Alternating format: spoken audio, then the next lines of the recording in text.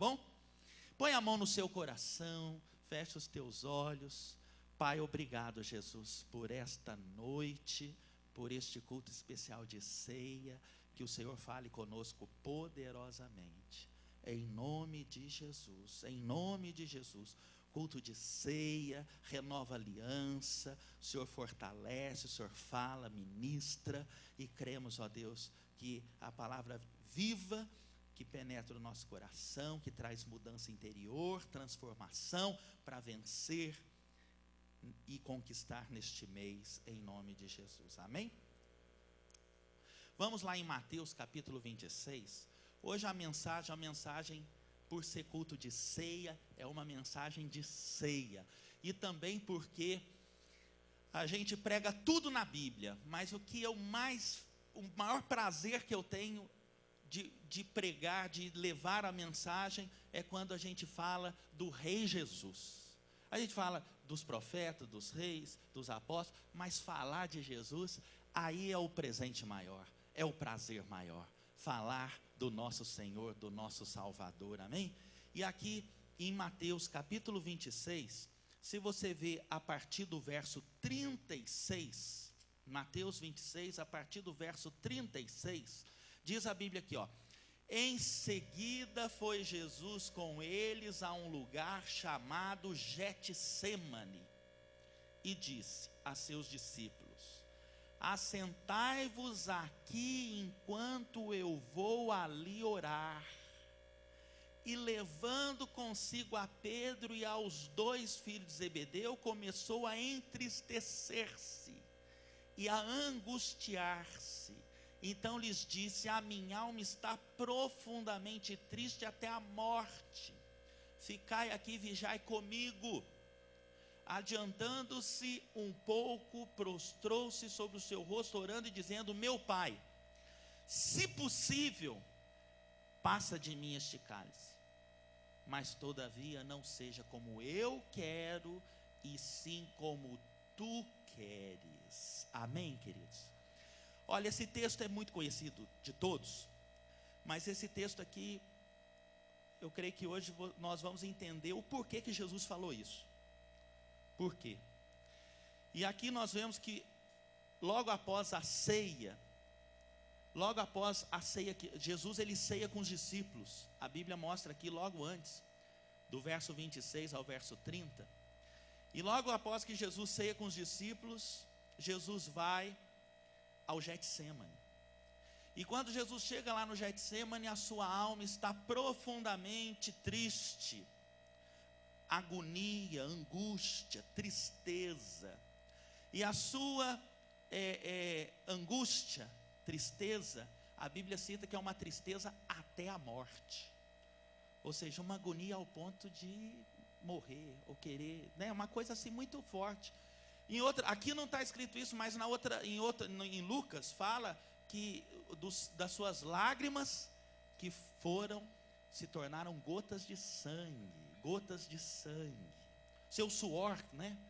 O suor são os vasinhos capilares que rompem por causa de uma crise muito grande pessoal, e essa angústia fizeram com que os vasinhos capilares rompessem, e o suor, né, ou o choro, as lágrimas transformassem, misturassem com sangue.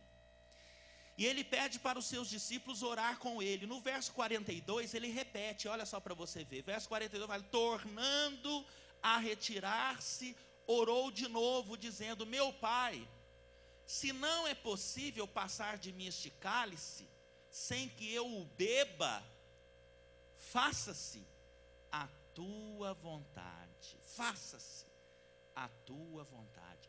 Interessante que Jesus ele repete 2 vezes aqui, né? Passa de mim o cálice, este cálice. Interessante que Jesus, horas antes, na ceia com os discípulos, ele destaca também o cálice. Este é o cálice da nova aliança. E Jesus, na agonia, na angústia dos Getsêmanis, ele fala: passa de mim este cálice. E a pergunta que eu faço para você, que na verdade todo mundo tem dúvida, né? Todo mundo quer saber, por quê? Por que tamanha angústia de Jesus? Tristeza até a morte, como diz a Bíblia. E a gente fica assim muitas vezes na dúvida de perguntar assim, será que Jesus estava com medo da morte? Será que Jesus estava com medo do mártire? Jesus estava com medo do sofrimento, da dor, da cruz, do sofrimento da cruz? É isso aqui, muitos estudiosos, e também eu acredito que não. Quando Jesus fala, passa de mim, ele não está falando do sofrimento corporal. Ele não está falando aqui, eu acredito que não, daquela dor, da dor, do sofrimento de ser um mártir, do sofrimento de ser crucificado. Eu não acredito que seja isso. Prova é que Jesus, ele nasceu para isso. Jesus, ele nasceu, desde o momento que Jesus nasceu, o seu ministério foi voltado, o plano de Deus para ele era a crucificação, era a morte, era se entregar. Jesus, ele tinha isso muito bem na sua consciência. Nos anos que ele viveu na terra, os 3 anos de ministério, ele nasceu para isto. Ele nasceu, ele sabia disso. Eu nasci para ser entregue como um cordeiro imolado, morto e crucificado para a remissão dos pecados da humanidade do povo. Ele sabia disso. Amém, queridos? Ele sabia disso. Prova é que ele fala isso para os seus discípulos. Não precisa você abrir não em Lucas 9:22, que ele fala assim: é necessário que o Filho do Homem padeça muitas coisas, que seja rejeitado pelos anciãos, pelos principais sacerdotes e escribas, e que seja morto, e que ao 3º dia ressuscite. Olha só. Ou seja, então esse não era o medo, o receio. Jesus estava falando, Deus, evita isso da minha vida, passa de mim este cálice. Não. Então o que era? Será que era o medo de não saber, né, o que o aguardava? Será que Jesus não sabia o que ia acontecer? Será que Jesus não sabia, né, os passos da crucificação, das dores, né, da via dolorosa, né? Será que Jesus não sabia? Claro que ele sabia. Jesus sabia de todas as coisas.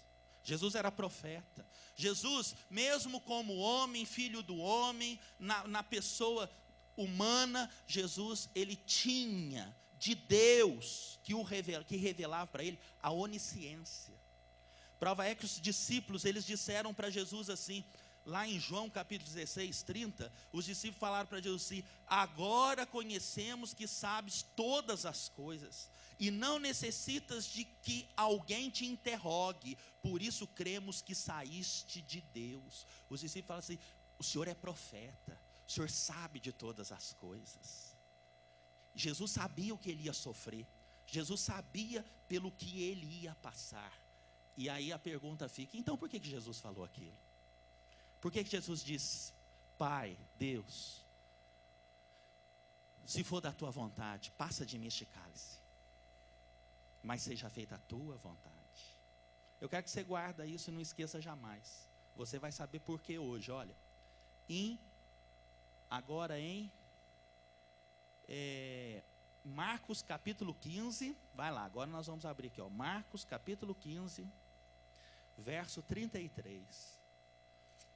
Marcos capítulo 15, verso 33. É isso mesmo? É isso. Marcos 15, 33. Vamos lá.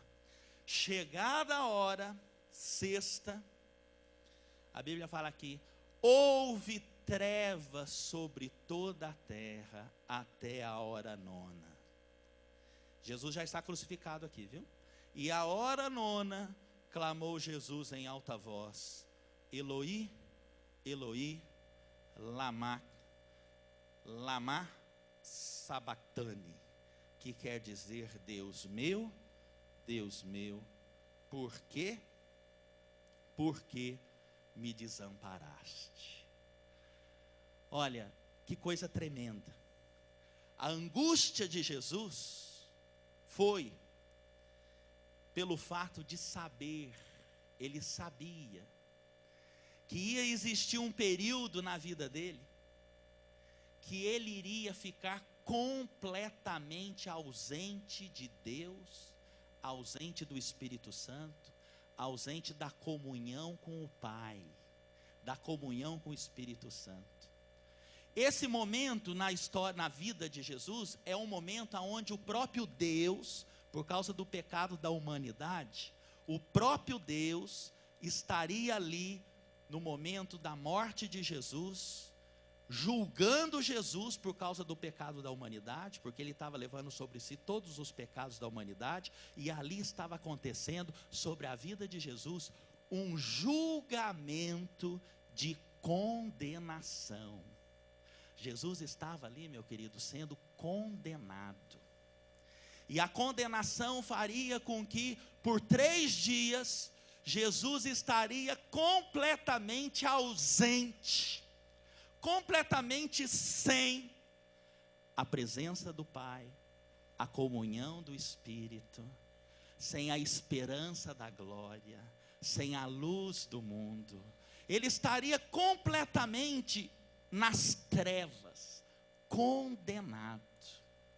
Queridos, ouça bem o que eu quero dizer para você.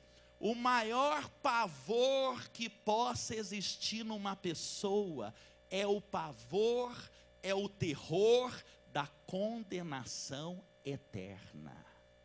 Da condenação eterna.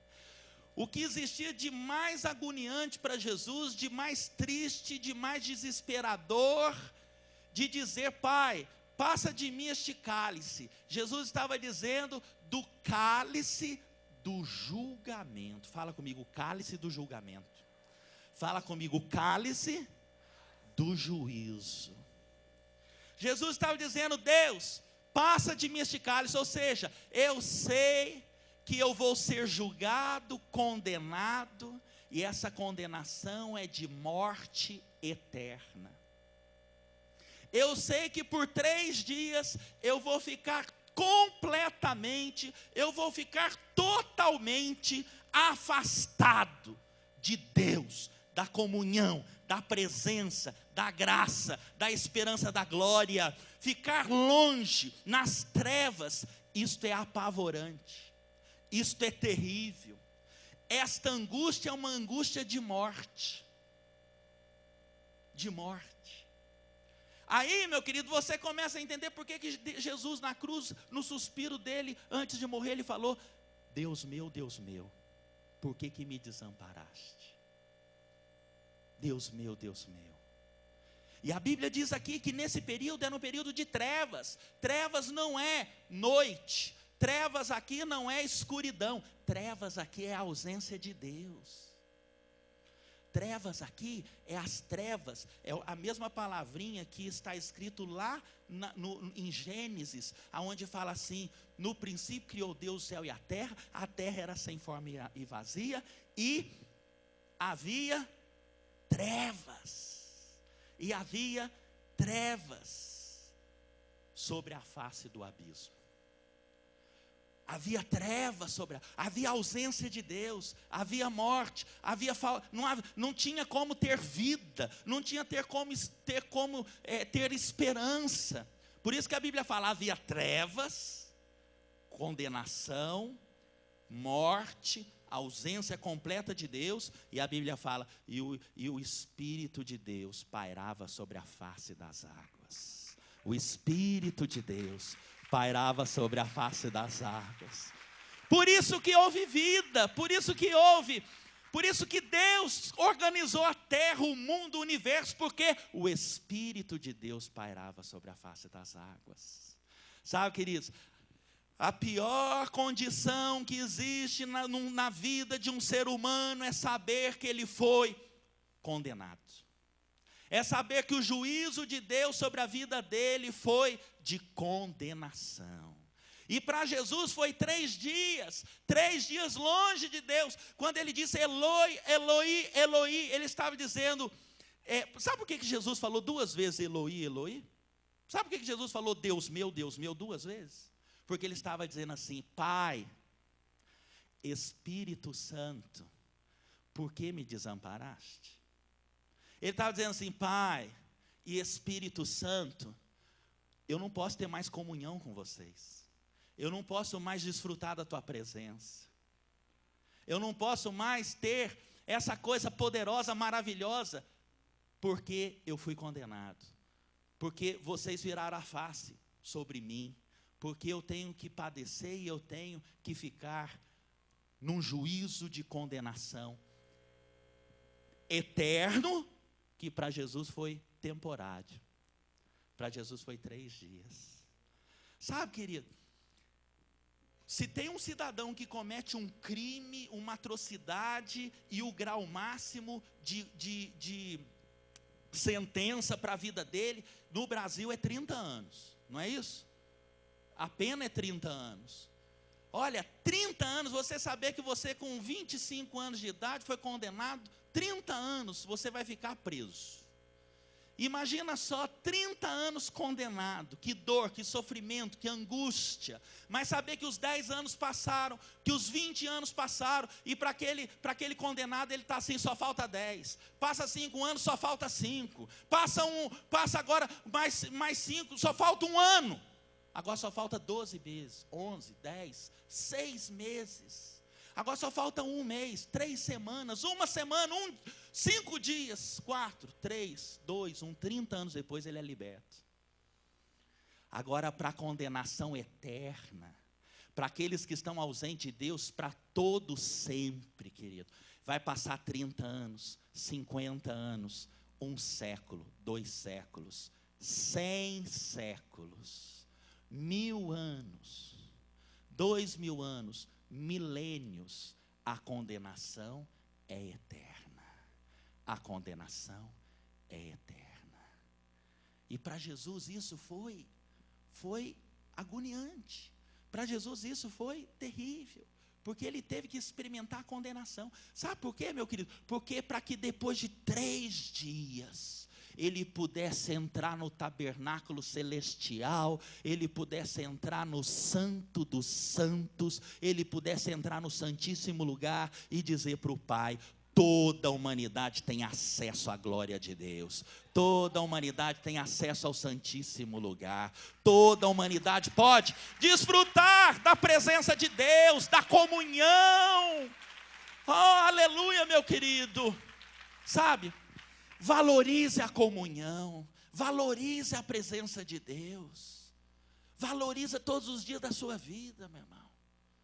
Sabe, nós devemos entender isso. O que exige mais terrível na vida de uma pessoa é estar afastado de Deus, longe de Deus. Sabe que hoje você tem liberdade. Quem quiser pode o dia inteiro estar em reunião na igreja, estar em célula, estar em discipulado, estar evangelizando, estar fazendo tudo. Pode. E muitas vezes a pessoa ela é relapsa, muitas vezes a pessoa ela afasta da igreja, afasta da comunhão, afasta do convívio, fica longe de Deus, fica afastada, não atende telefone, não quer saber de ninguém. Queridos, enquanto você aqui na terra está afastando de Deus, existe um lugar que será eterno, que é a condenação eterna, que ali você vai querer Deus e não tem mais jeito. Ali você vai querer Deus. Eu queria comunhão, eu queria presença, eu queria a igreja, eu queria meu irmão, eu queria estar na célula, eu queria estar na igreja, eu queria estar servindo a Deus. E não tem mais jeito. A ausência de Deus, afastado de Deus. Por isso que quando Deus deu uma sentença para Caim, falou: Caim, você vai ser fugitivo na terra, errante. Caim falou para Deus: é demais esta pena. É demais o que o Senhor libera, eu não aguento, eu não posso suportar. Na verdade, Deus estava colocando sobre Caim uma condenação. O juízo, a condenação. Ele falou: eu não suporto isso. Fala para o seu irmão: a condenação eterna eu não suporto. E eu não quero para a minha vida. Você toma posse disso? Olha, Jesus, ele tomou o cálice. Essa mensagem ela chama o cálice do julgamento. Fala comigo: o cálice do julgamento. Jesus, ele tomou o cálice. E eu quero te dar uma notícia boa ou triste, não sei. Você que vai receber ela. Cada um de nós também vamos tomar o cálice. Diga para o seu irmão, tem um cálice reservado para você. Como Jesus tomou o cálice, existe um cálice reservado para cada um de nós aqui, ó. Diga para o seu irmão, você também vai tomar o seu, viu, meu irmão? Existe um cálice que você vai beber como Jesus tomou. E este cálice é seu e está reservado para você. Quem é santo, salvo, lavado pelo sangue de Jesus? Então, meu irmão, se você é santo, salvo, lavado pelo sangue de Jesus, existe um cálice para você. Fala para o seu irmão, é teu, meu irmão. É teu, é teu. Existe para você. Vou te mostrar em Mateus capítulo 20, verso 23. Mateus capítulo 20, verso 23. Jesus, ele fala para João e Tiago. Jesus, ele fala assim, você já ouviu isso, né? Em outras palavras, Jesus está dizendo para João e Tiago o seguinte: o que é teu está reservado. Fala para o seu irmão, o que é teu está reservado, viu, irmão? O que é teu está reservado. Olha só. Então lhes disse, o meu cálice certamente a vez de beber. Está vendo? Mas o sentar-se à minha direita e à minha esquerda não me pertence concedê-lo, mas isso é para aqueles para quem está preparado por meu Pai. Está vendo? Está vendo? Ou seja, existe um cálice reservado para cada um de nós. E este cálice é o cálice do juízo. É o cálice do julgamento. Jesus, quando fez a Páscoa, na época de Jesus existia uma tradição em que existia 4 cálices: o cálice do conhecimento, o cálice da salvação, ou melhor, o cálice da santidade. Depois tinha o cálice da redenção. Jesus pegou esse cálice e falou, esse é o meu sangue, o cálice da redenção. E o último cálice era o cálice do juízo, o cálice do julgamento, do juízo e do julgamento. E nós seremos julgados sim. Esse cálice é seu. Você será julgado, eu serei julgado. Como nós seremos julgados? Apocalipse capítulo 14, verso 13. Se você puder abrir ou passar aqui em cima, aqui para nós. Apocalipse 14, verso 13. A Bíblia diz assim: e ouvi uma voz do céu que me dizia, escreve, bem-aventurados mortos, que desde agora morrem no Senhor, sim, diz o Espírito, para que descansem dos seus trabalhos e as suas obras os seguem. Olha que coisa tremenda, é? Sabe, meu querido, quem vai desfrutar da eternidade com Jesus para sempre? Quem vai? Quem vai? Então fala para o seu irmão assim, ó, a tua obra vai te seguir. Sabe o que significa isso? Você vai levar com você as obras, aquilo que você fez para Jesus aqui na terra. Amém? 2 coisas você leva para a eternidade. Quem acha que dessas 2 coisas é dinheiro? Quem acha que dessas 2 coisas é a namorada? O namorado, o noivo, a noiva, o marido, a esposa, a sogra.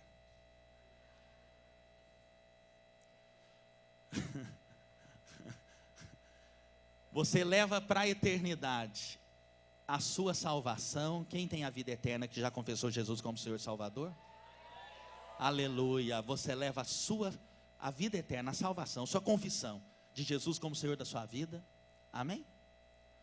Porque Ele vai te perguntar, quem vai penitenciar os seus pecados? Quando você falar assim, sou eu mesmo que vou pagar. Não. Aí, como diz, né?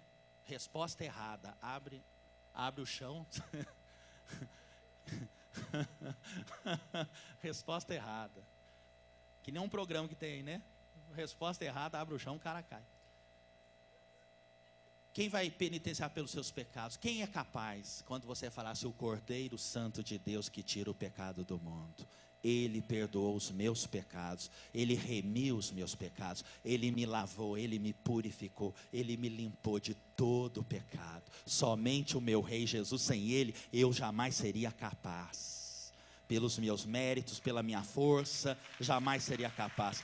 E nessa mesma hora, você vai estar na eternidade com Jesus e, além da tua salvação, você vai levar, as obras te seguem. Fala comigo, aquilo que eu fiz na terra, vai comigo para a eternidade.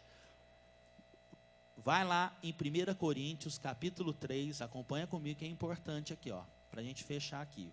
1 Coríntios capítulo 3, na sequência, né? Verso 12, olha lá. 1 Coríntios capítulo 3, verso 12. 3:12. Contudo, se o que alguém edifica sobre o fundamento é ouro, prata, pedras preciosas, madeira, feno, palha, manifesta se tornará a obra de cada um. Está vendo? Pois o dia, na sua Bíblia o dia está com letra maiúscula?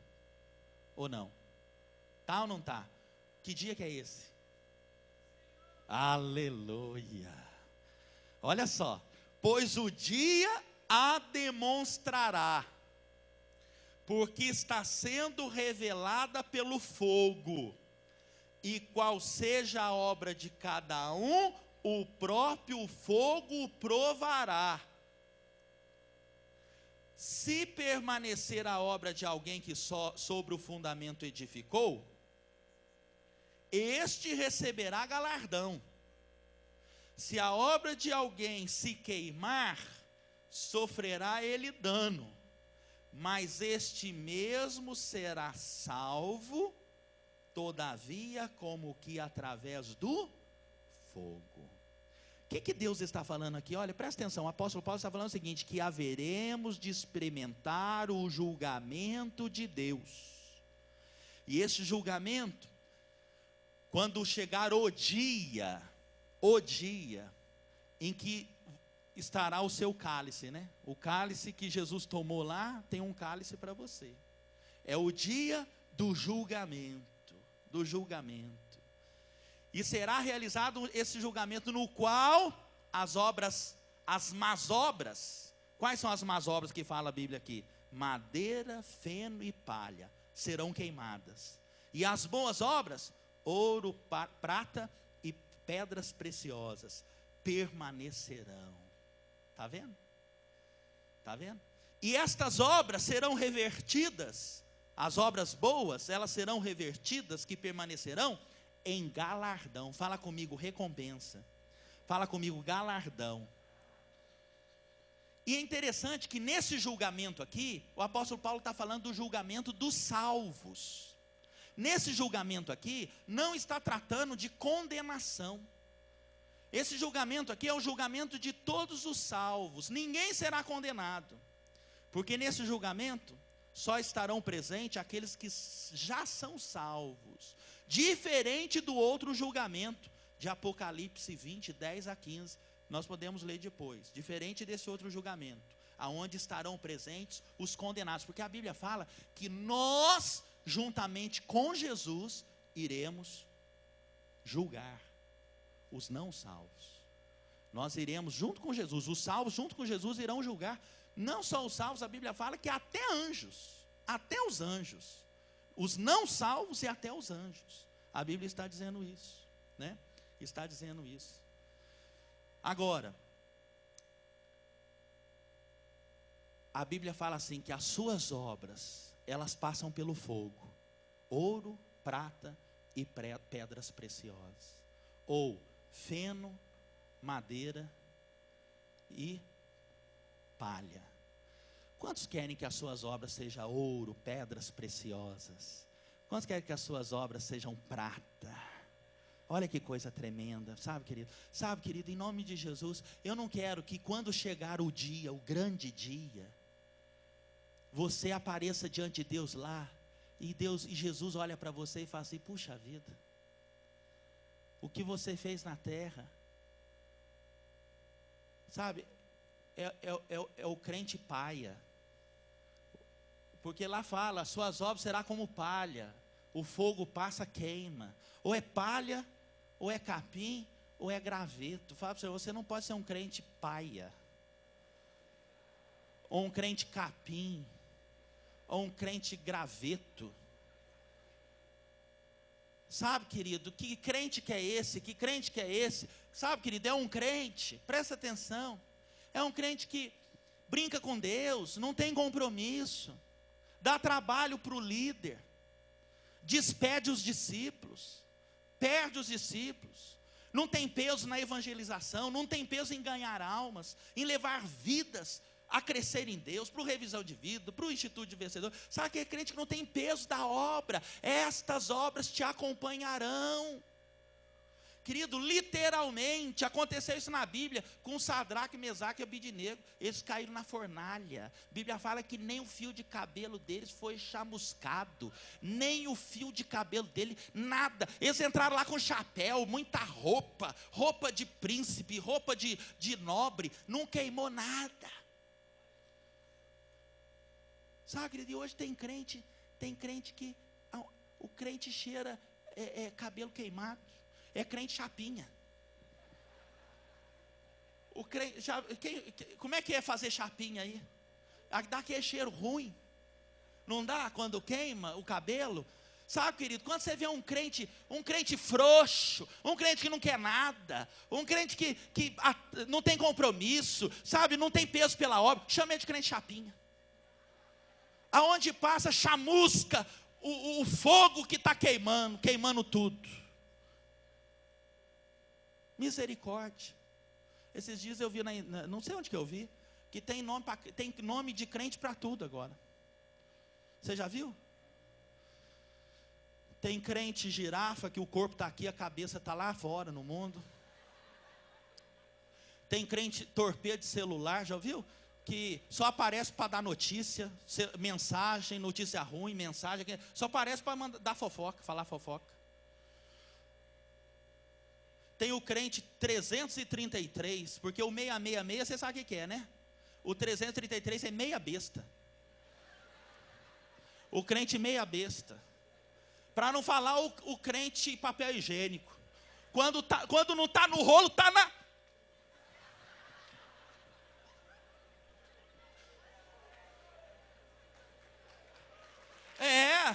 O crente papel higiênico é esse. Se não está no rolo, está lá naquele lugar. Misericórdia. Não tem crente 6 horas. 6 horas para mim, 6 horas para mim, 6 horas para mim. Só quer saber que o irmão ora para ele, não é? Crente 6 horas. Agora eu inventei o crente chapinha. Que o fogo queima tudo, não sobra nada. Não tem obra valiosa, preciosa. Obra de Deus. Ouro, pedras preciosas, prata.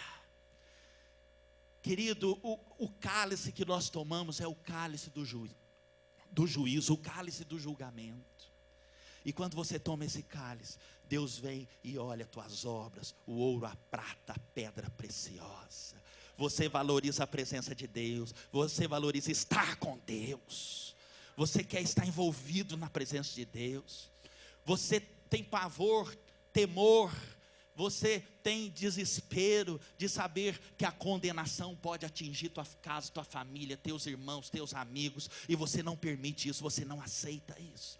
Você fala: ninguém vai entrar no juízo da condenação eterna, porque eu não vou deixar, eu não vou impedir. Nós vamos encher o céu e esvaziar o inferno, nós vamos encher o céu e esvaziar o inferno, nós vamos encher o céu, saquear o inferno, nós vamos encher o céu e esvaziar o inferno. Oh, em nome de Jesus, nós vamos encher o céu. Encher o céu. Oh, em nome de Jesus, querido. Em nome de Jesus. Sabe, queridos, hoje você entende porque que Jesus falou: olha, passa de mim este cálice. Por quê? Porque a pior coisa que existe para um ser humano é a condenação eterna. Estar ausente de Deus, a ausência de Deus. Por último, eu quero te mostrar aqui, 1 Coríntios capítulo 11, 1 Coríntios capítulo 11, 1 Coríntios capítulo 11, olha só o que a gente vai praticar hoje, olha só, no verso 28,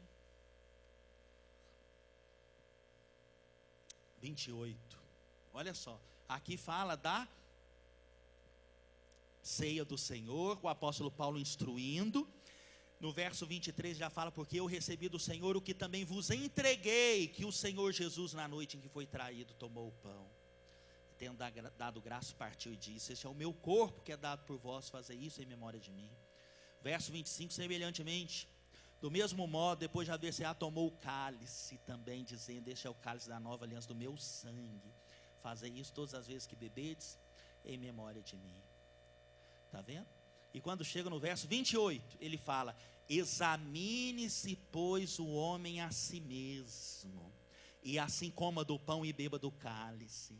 Pois quem come e bebe sem discernir o corpo, come e bebe juízo para si. Ou, em outras palavras, está falando: come e bebe para a sua própria condenação. Condenação.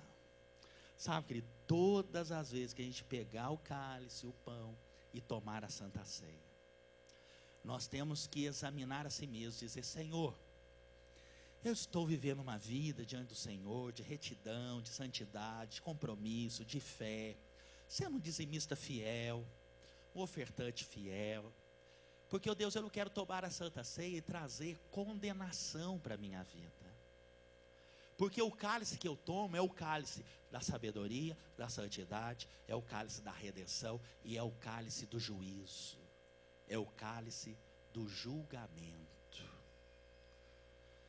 Sabe, querido, porque as obras as tuas obras manifestará pelo fogo, quer seja ouro, prata, pedra preciosa ou capim, graveto e palha.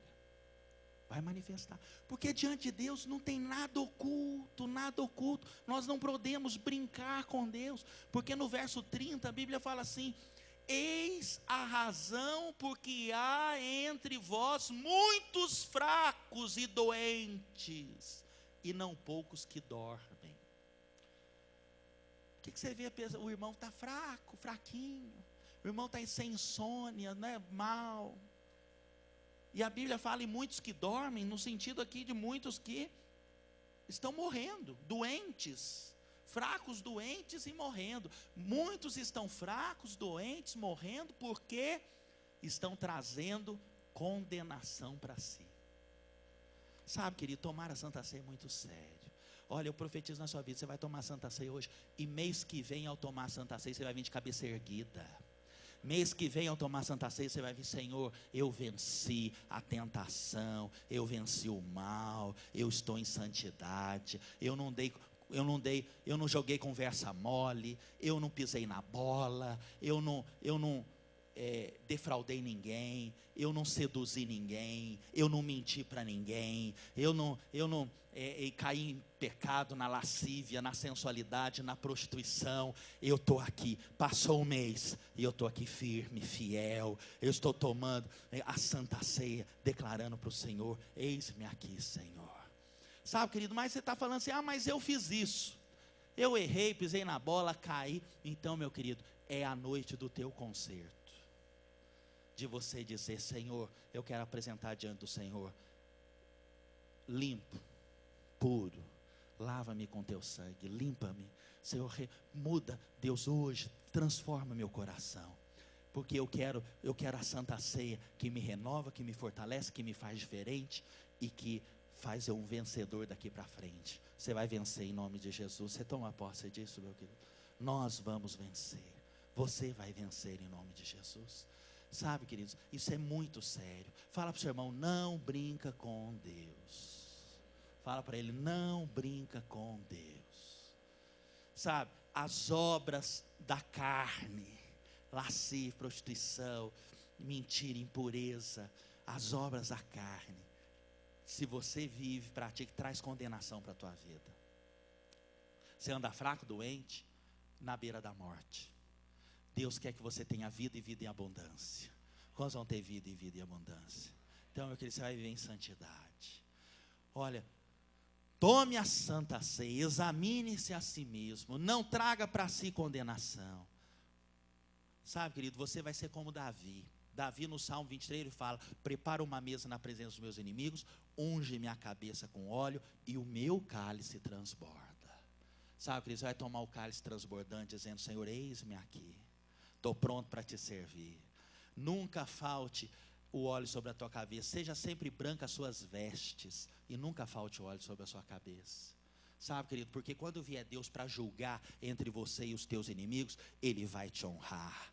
Quando Davi colocou a mesa na frente dos inimigos, ele falou, Senhor, prepara uma mesa na frente dos meus inimigos. Sabe por quê? Porque o teu juízo vai vir. Eu estou com o meu cálice aqui na mão e eu vou tomar. Eu estou com óleo sobre a minha cabeça. O teu juízo vai vir. E quando o teu juízo vir, o Senhor vai me honrar diante dos meus inimigos. O Senhor vai me favorecer diante dos meus inimigos. Eles verão a glória, a graça e o favor de Deus sobre a tua vida, sobre a minha vida. Em nome de Jesus. Você glorifica ao Senhor aí. Oh, aleluia. Glória a Deus. Aleluia. Aleluia. Sabe, queridos, vamos tomar a santa ceia, examinando a nós mesmos. Você toma posse disso? Amém, queridos? Vamos tomar a santa ceia. Quando fala a Bíblia, ao tomar o pão, o cálice, nós não queremos... O cálice do julgamento virá, mas não vai trazer juízo de condenação. Vai trazer juízo de salvação para a tua vida, amém? Juízo de vida eterna. Juízo de galardão. O fogo que passa sobre o ouro, a prata e a pedra preciosa. Amém? Feche sua Bíblia, vamos ficar em pé agora nesse momento. Aleluia. Aleluia. Glória a Deus. Glória a Deus. Aleluia. Amém. Amém. Põe a mão no seu coração, feche os teus olhos, fala com Deus. Diga para o Senhor que hoje você quer andar na presença do Senhor, que você valoriza a comunhão, valoriza a presença do Senhor. Diga isso para Deus. Vamos dizer aquele louvor.